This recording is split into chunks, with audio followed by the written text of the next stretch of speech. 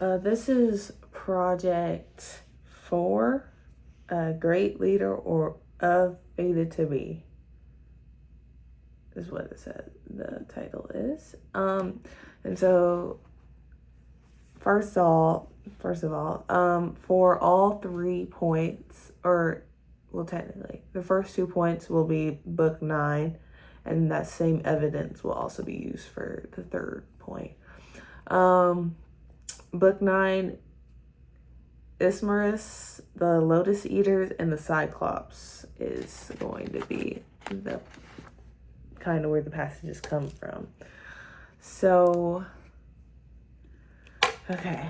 So, a moment where Odysseus kind of displays his smarts would be when him, I guess, and his men are captured by Polyphemus, and the Cyclops. And so, first off, throughout that time, they are technically captured. Their Odysseus kind of in the text is already like, I'm trying to pull up the text actually, is already kind of devising a plan like of what to do or thinking of different ways to get out.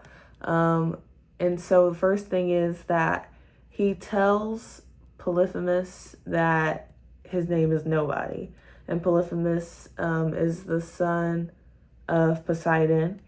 And Poseidon hates Odysseus.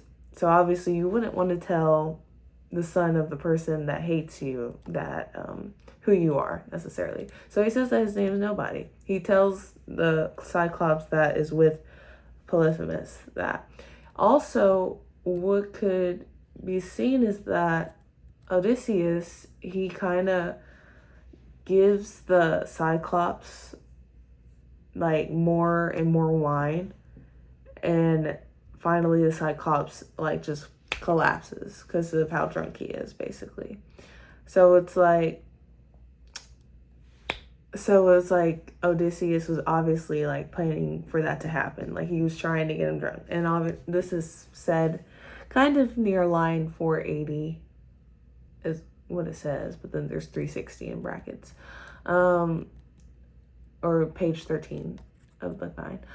But also it just says he spoke, I handed him more fiery wine. 3 times I poured some out and gave it to him, and like a fool he swilled it down. And then later on, a few lines later, Cyclops, you asked me about my famous name. I'll tell you, then you can offer me a gift as your guest here. My name is Nobody. My father, mother, all my friends, they call me Nobody. Shortly after saying these words, he collapsed, the Cyclops, toppling over on his back, lying with his neck twisted to one side. All conquering sleep overpowered him. So, like, obviously, Odysseus is being smart here. He didn't say his name, and also the plan of just getting the Cyclops as drunk as he possibly could so that he could be knocked out so that they could escape was obviously quite smart. Now, where he isn't so smart is later on near line 60.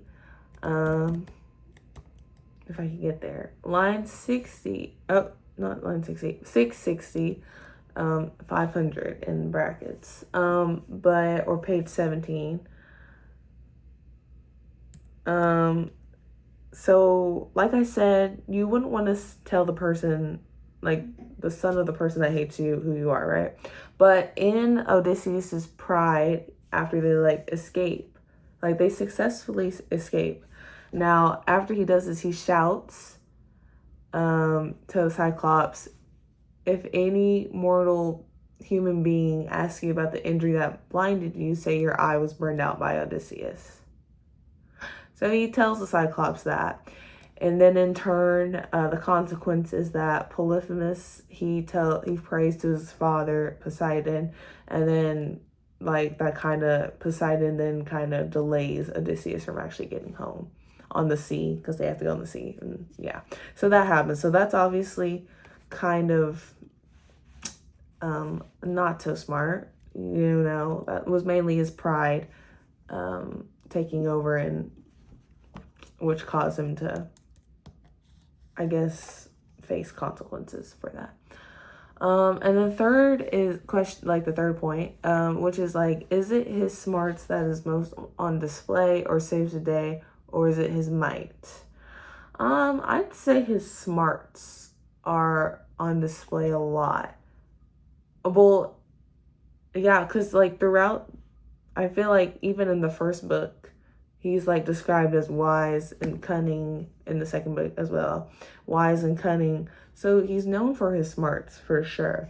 But in this book, it's not like he could defeat a Cyclops with his pure might and his pure strength. So seen just by the evidence, you could tell that his smarts really is what got him out of there and allowed for him to actually escape. Though his pride kind of damaged that, he still escaped due to his smarts, not his might. And obviously, since he's known for his smarts, really, I'd say that his smarts are on most display. But yeah, that's that.